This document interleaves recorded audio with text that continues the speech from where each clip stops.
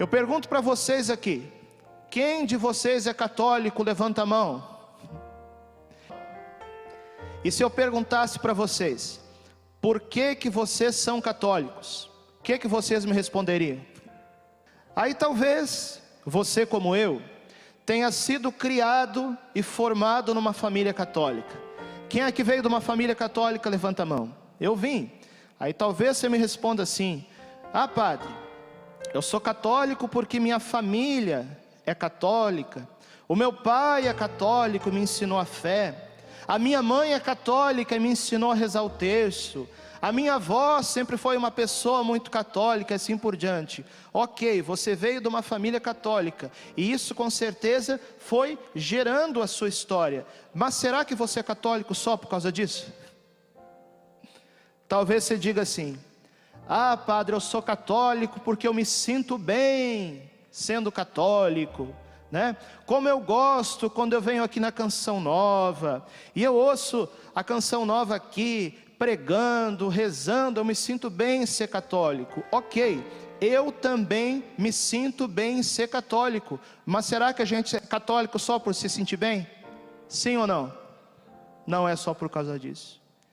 Eu quero que você entenda uma coisa no seu coração: a Igreja Católica, ela tem fundamento. Repete comigo essa palavra: fundamento. E qual que é o fundamento da igreja? Nós podemos responder, claro, o fundamento é o próprio Cristo. Ele é a rocha sobre a qual nós construímos a nossa casa. Ele é a pedra fundamental da igreja que os pedreiros rejeitaram, mas que se tornou a pedra da nossa salvação. Ok, mas nós precisamos encontrar aqui na terra o sinal visível da continuidade da igreja. E por isso nós precisamos entender esse diálogo entre Jesus e Pedro. Primeiro, Jesus, diz o evangelho que nós ouvimos, Jesus chega diante dos seus apóstolos e faz uma pergunta. Jesus pergunta assim: quem dizem os homens que eu sou? É como se Jesus, em outras palavras, tivesse fazendo uma pesquisa de opinião. Aí Jesus pergunta assim: olha, o que as pessoas estão dizendo de mim por aí? Às vezes a gente se preocupa com isso, sim ou não? O que os outros estão falando de mim? É mais ou menos a pergunta que Jesus fez para começar essa conversa. Aí os apóstolos foram respondendo assim, diz o evangelho: olha, alguns estão dizendo que tu és João Batista, outros estão dizendo que o Senhor é Elias, outros estão dizendo que o Senhor é um dos profetas que voltou. Assim como se nós fizéssemos hoje uma pesquisa na nossa sociedade sobre quem é Jesus, cada pessoa talvez dissesse uma coisa diferente, sim ou não? Talvez alguns dissessem que Jesus é um ser iluminado. Talvez alguns dissessem que Jesus é uma liderança política. Talvez alguns dissessem que Jesus é um líder revolucionário. Mas aí Jesus olha para os apóstolos nos olhos e pergunta assim: e vós quem dizeis que eu sou? Imagina se Jesus fizesse hoje essa pergunta para você: quem dizeis que eu sou? Quem é Jesus para você? Você conseguiria responder essa pergunta? Olha para a pessoa do lado aí rapidinho, vê se ela está com cara de sono ou com cara de fome, e partilha rapidinho com essa pessoa: quem é Jesus para você? Pode falar. Quem que é Jesus para você? Talvez você diga que Jesus é o seu melhor amigo. Talvez você diga que Jesus é o seu Salvador e Ele é tudo isso. Talvez você diga, assim como Santa Teresa d'Ávila e São João da Cruz, que Jesus é o esposo de sua alma.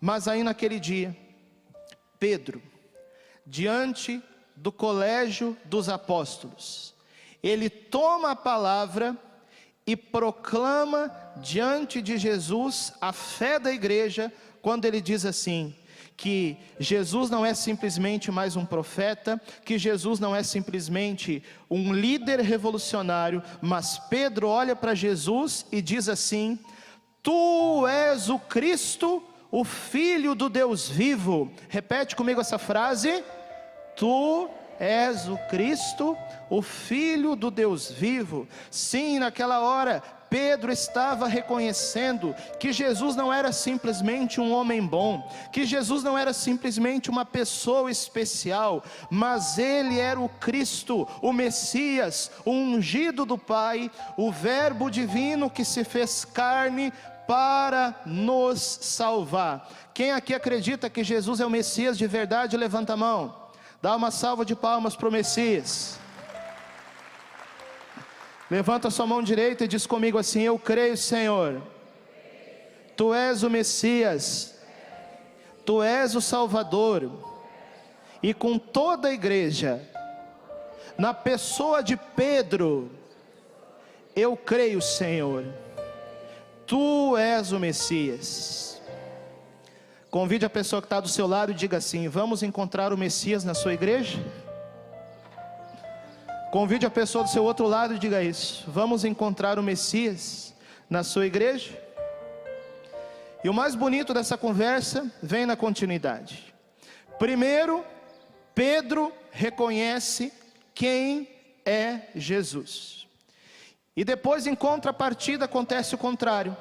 Jesus reconhece quem é Pedro. Porque veja só, se nós tomarmos o mesmo texto do evangelho de hoje, que nós ouvimos na versão de São Marcos, mas se nós lermos esse texto na versão de São Mateus, no capítulo 16, nós vamos ver que Jesus, ele olha para Pedro e Jesus simplesmente muda o nome de Pedro. Como que se chamava Pedro até aquele dia? Quem que sabe? Pedro se chamava Simão. Repete comigo esse nome. Entenda uma coisa: quando Deus muda o nome de uma pessoa, é que aquela pessoa está recebendo do céu uma missão muito especial. Sim ou não? Por exemplo, lá no Antigo Testamento, Deus chamou um homem chamado Abrão e mudou o nome dele para Abraão. Mais adiante, Deus chamou uma mulher chamada Sarai e mudou o nome dela para Sara. Mais adiante ainda, já em Atos dos Apóstolos, Jesus chamou um homem chamado Saulo e mudou o nome dele para Paulo. Assim como Jesus chamou um homem chamado Simão e mudou o nome dele para Pedro. E sabe de uma coisa? Mudar o nome de alguém não é uma coisa qualquer. Então, por exemplo, Juliana, nossa tecladista ali, né? Falando porque eu sei o nome dela. Imagina, Juliana, eu digo para você assim: olha, a partir de agora o seu nome não é mais Juliana. A partir de agora o seu nome é Luzia Santiago. Imagina só. Como que é o nome do irmão aqui que está filmando? Rafael. Imagina, Rafael, eu digo para você: a partir de agora o seu nome não é mais Rafael. A partir de agora o seu nome é Jonas Abib. Gente, mudar o nome de alguém é algo muito especial, não é algo que acontece todo dia. Então nós precisamos compreender que, se Jesus mudou o nome de Simão para Pedro, Pedro naquele dia estava recebendo uma missão muito especial de Deus, que diz muito a respeito do fundamento da igreja. A palavra Pedro, em aramaico, a gente pronuncia como Quefas. Repete comigo essa palavra, Quefas, que se traduz como pedra, e que nós usamos o nome de Pedro. Mas padre, parece uma coisa tão esquisita, né? Uma pessoa se chamar Pedra. Nunca vi isso. Ah, como é que é o nome da senhora? Ah, eu me chamo Pedra. Parece uma coisa tão engraçada, tão diferente. É porque tem um significado especial. Sabe o que estava acontecendo naquele dia? Jesus estava estabelecendo Pedro como a pedra da continuidade da igreja na terra. Por isso, a partir daquele dia, Pedro se tornou o primeiro Papa da história da igreja. Deixa eu ver se você me entendeu. Qual que é o nome do primeiro Papa da história da igreja? Pedro. E quem falou isso foi o Padre Francisco? Não, quem falou isso foi o próprio Jesus Cristo. Quando eu publiquei, finalzinho do ano passado, aqui pela Canção Nova, o meu livro, Sou Todo Teu, Maria, uma geração consagrada à Imaculada, eu escrevi da seguinte forma: a Sagrada Escritura, ou seja, a Bíblia. Quem aqui tem Bíblia em casa, levanta a mão. Quem aqui lê a Bíblia? Então a Sagrada Escritura, assim como a tradição, nós a conhecemos através do magistério da igreja, isto é, o Papa, sucessor do apóstolo São Pedro, e dos bispos em comunhão com ele, cumprindo-se a promessa de Deus. Repete comigo essa promessa: tu és Pedro, e sobre esta pedra eu edificarei a minha igreja, e as portas do inferno não prevalecerão contra ela. Por isso eu quero que você entenda uma coisa: a igreja de Jesus Cristo é indestrutível. Repete comigo essa palavra: indestrutível. E a prova disso é que muitos tentaram destruir a igreja ao longo da história. Alguns tentaram destruir a igreja de fora para dentro, outros tentaram destruir a igreja de dentro para fora, mas ninguém obteve sucesso. Muitos disseram ao longo da história que em 2 ou 3 gerações a igreja teria acabado, mas todo mundo que falou isso está morto, e a igreja de nosso Senhor Jesus Cristo continua viva, porque ela é indestrutível.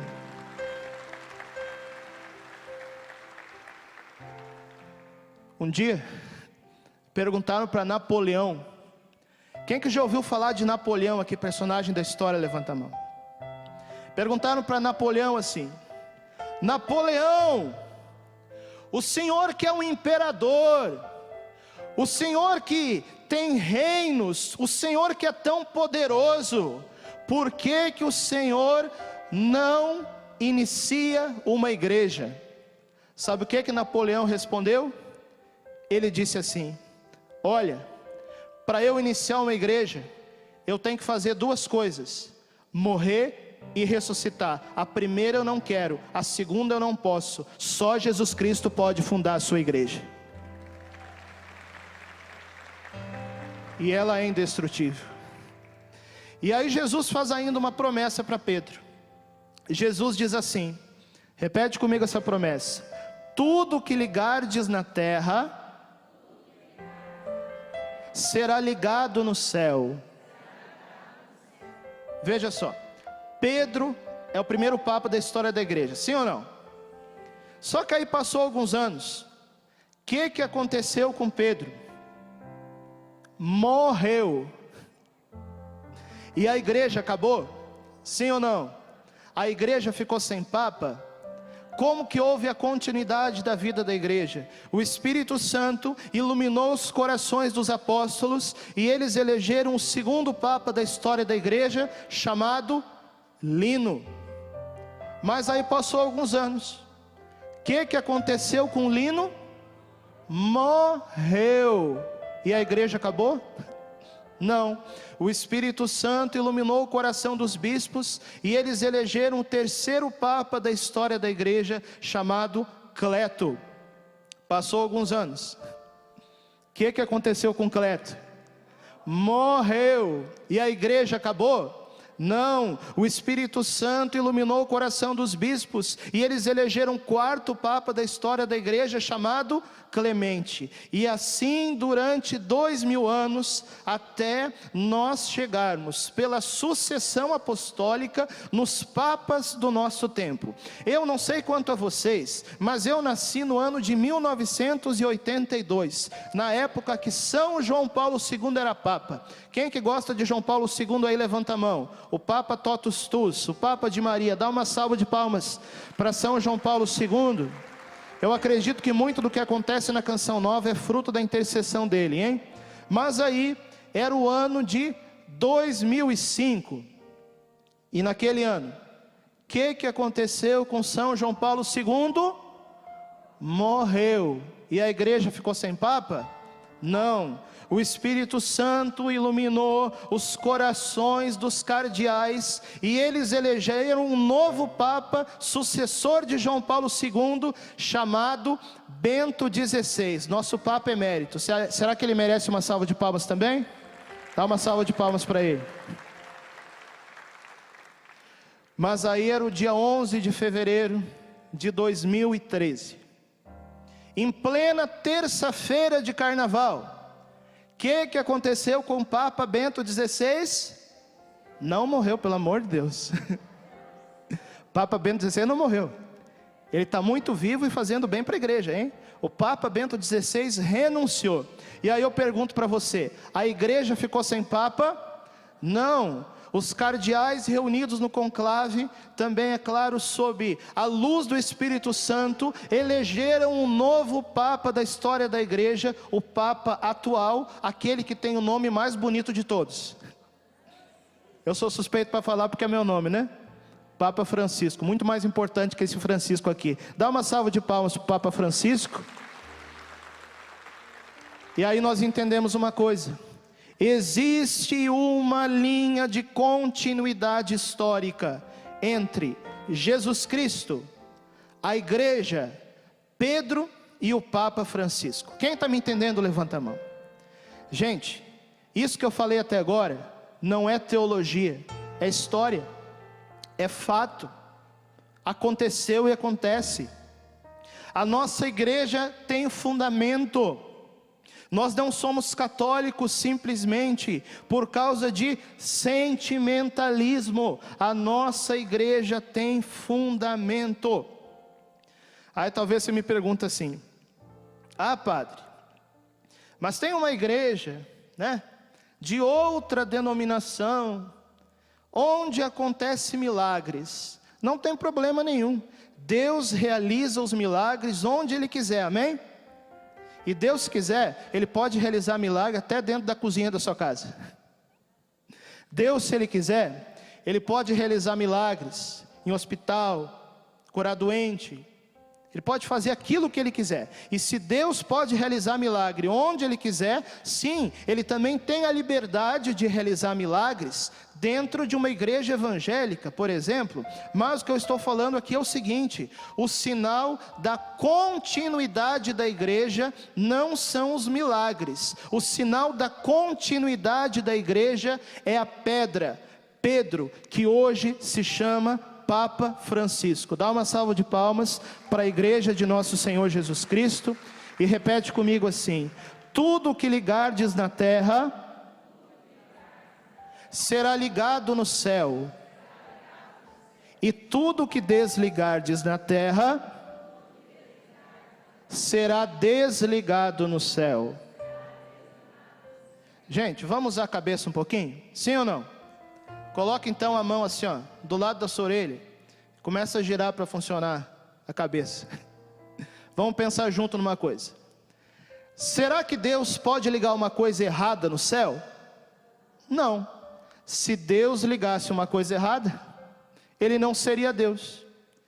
Então, se Deus não pode ligar nada errado no céu, e se tudo aquilo que o Papa liga na terra, Deus liga no céu, a consequência é a seguinte, consequência lógica: Deus não vai permitir que naquelas coisas que dizem respeito à nossa salvação, Deus jamais irá permitir que o Papa ligue algo errado na terra.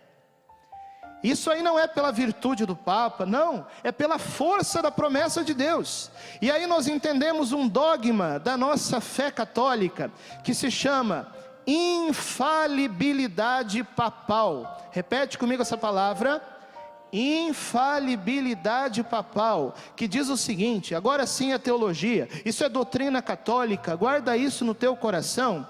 O Papa é infalível em dois campos: em definições de fé e definições de moral.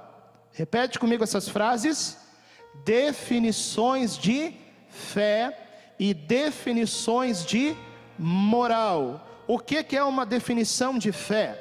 Bom, definição de fé é aquilo que a gente crê, aquilo que a gente acredita, sim ou não? Sim. E definição de moral? Definição de moral é a nossa conduta para que nós possamos viver de acordo com a fé e com o projeto de Deus a nosso respeito. Então, por exemplo, quando a igreja, na pessoa do Papa, defende e promove a vida da concepção até a morte, a igreja não erra, porque isso é uma definição de moral. Quando a igreja defende a família e defende o matrimônio, nisso o Papa não erra nessas definições, porque isso é uma questão de moral. Então eu quero que você guarde no coração esses dois assuntos, essas duas definições que o Papa, não pela sua força, mas pela força do Espírito Santo, é infalível, ou seja, não falha, não erra. Definições de fé e definições de moral. Aí talvez você me diga assim: ah, padre, mas eu estudei história. Ah, padre, eu tive um professor de história que me falou tantas coisas. E se nós olharmos para a história, nós vemos que houveram papas que fizeram isso, que fizeram aquilo. Gente, entende uma coisa: o Papa é infalível, não impecável. É diferente. Entende o que eu estou dizendo aqui?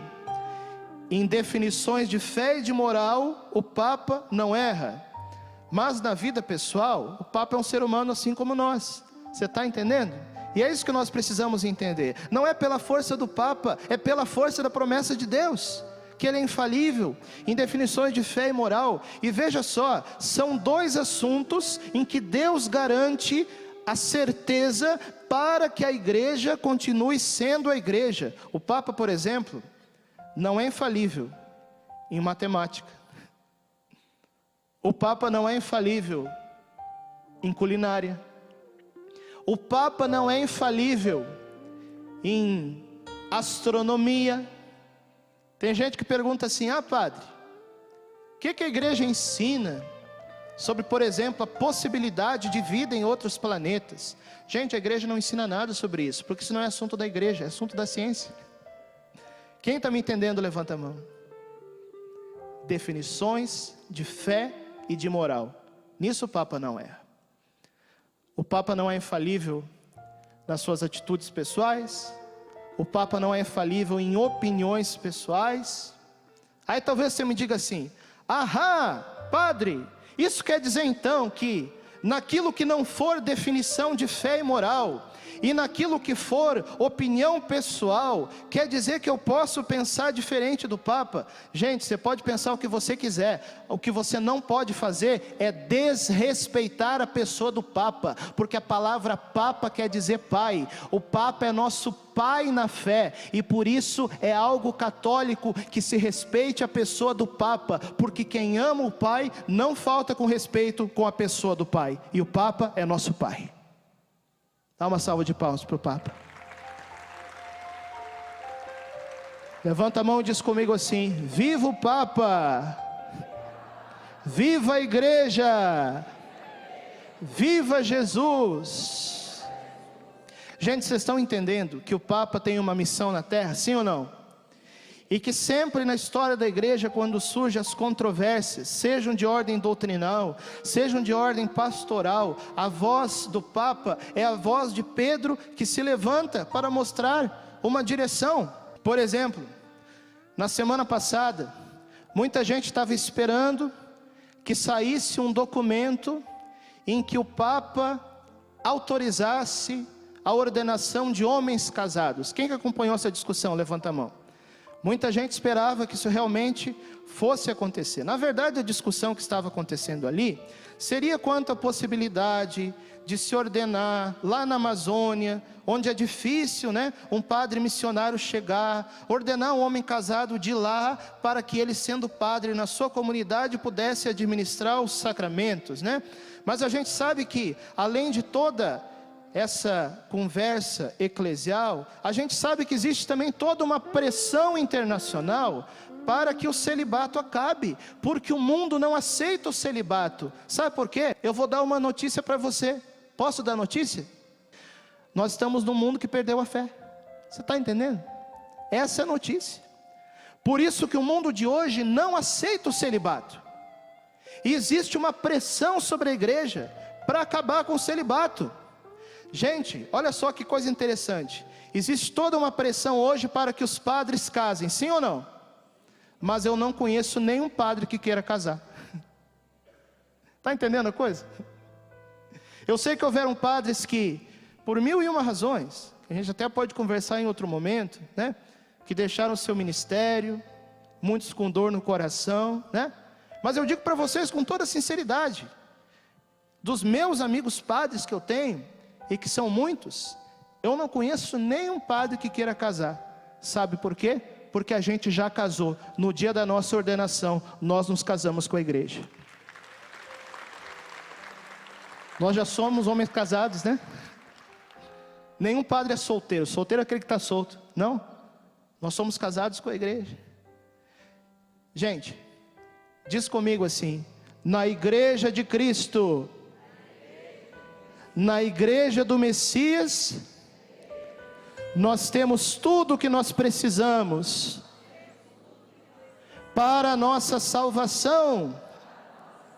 E por isso que na igreja nós temos o sacerdócio, por isso que na igreja nós temos o Papa, por isso que na igreja nós temos a confissão, a Eucaristia, a Santa Missa, a Virgem Maria, os anjos, os santos. Nós temos tudo o que nós precisamos para a nossa salvação.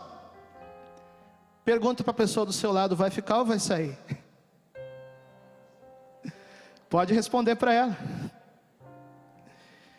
E aí eu quero encerrar também esse momento com aquilo que eu escrevi e que vai motivar a nossa oração.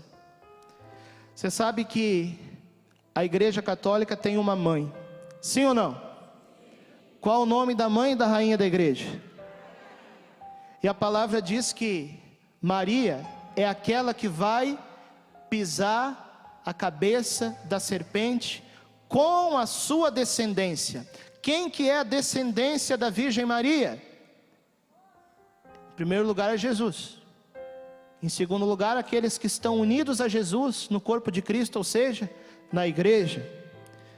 E aí eu escrevi assim, no livro Sou Todo Teu, Maria: a vitória de Nossa Senhora é a vitória do próprio Jesus. E essa vitória, esse reino de Maria nos corações, é o reino do próprio Jesus. Para que venha o teu reino, venha o reino de Maria. A igreja que gera o Cristo no mundo, e Maria, que é a figura da igreja, o novo Israel. Essa luta é vencida pela descendência da mulher. Dá uma salva de palmas que a igreja de Cristo, junto com Nossa Senhora e com aqueles que perseverarem na fé católica até o fim, esses vão esmagar a cabeça da serpente, estarão preparados para receber o Senhor Jesus Cristo, que voltará a nós na sua glória. Vamos ficando de pé, e nós agora, enquanto igreja de Cristo, levanta seus braços bem altos se você faz parte da igreja. E diz comigo assim: eu faço parte da tua igreja, Senhor. Eu faço parte da tua igreja. Eu faço parte do teu corpo místico. Eu faço parte do teu corpo. E faço parte dessa geração Eu faço parte dessa geração que, unida a Jesus, pisará pisará na cabeça da serpente na cabeça da com Nossa Senhora. com Nossa Senhora.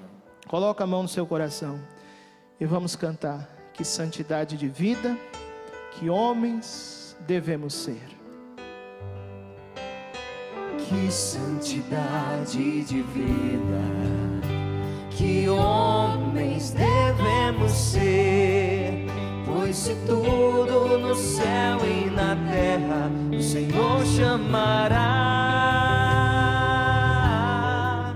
Que respeito para com Deus, que luta devemos travar no novo céu e na nova terra iremos morar. Canta: somos, Senhor, tua igreja. Somos, Senhor, tua igreja, que aguarda e apressa a tua vinda gloriosa. Que o Senhor nos encontre em paz, puros e santos. Mais uma vez: somos, Senhor. Somos, Senhor, tua igreja, que aguarda e apressa a tua vinda gloriosa. Que o Senhor nos encontre em paz, puros e santos. Que é feito da tua promessa, que é feito da tua promessa. Perguntam e zombam de Deus. Vira seus braços, declara: mas o Senhor virá, Ele não tardará. Que eu seja santo, santo, santo, pois Deus é santo, santo, santo.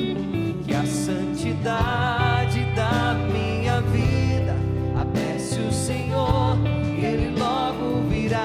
mas o Senhor virá. Cante isso, igreja. Mas o Senhor virá, Ele não tardará. Que eu seja santo, santo, santo, pois Deus é santo, santo, santo. Que a santidade da minha vida apresse o Senhor, e Ele logo virá. Dá uma salva de palmas para a igreja de nosso Senhor Jesus Cristo. E dá um abraço bem forte na pessoa do lado. Antes de abraçar, presta atenção numa coisa. Olha para mim um pouquinho, segura o abraço um pouquinho. Sabe que quando uma criança, ela ganha um presente, que ela fica feliz. Me lembro quando eu era criança, ganhei meu videogame, né? Fiquei feliz, queria contar para todo mundo, alegre. Eu ganhei o meu videogame. Você é alegre, você é feliz em ser católico, sim ou não? Então dá um abraço bem forte na pessoa do seu lado, com toda alegria, conta isso para ela. Eu sou feliz em ser católico, isso. Dá um abraço e diga isso: eu sou feliz em ser católico. Viva a Igreja de Cristo!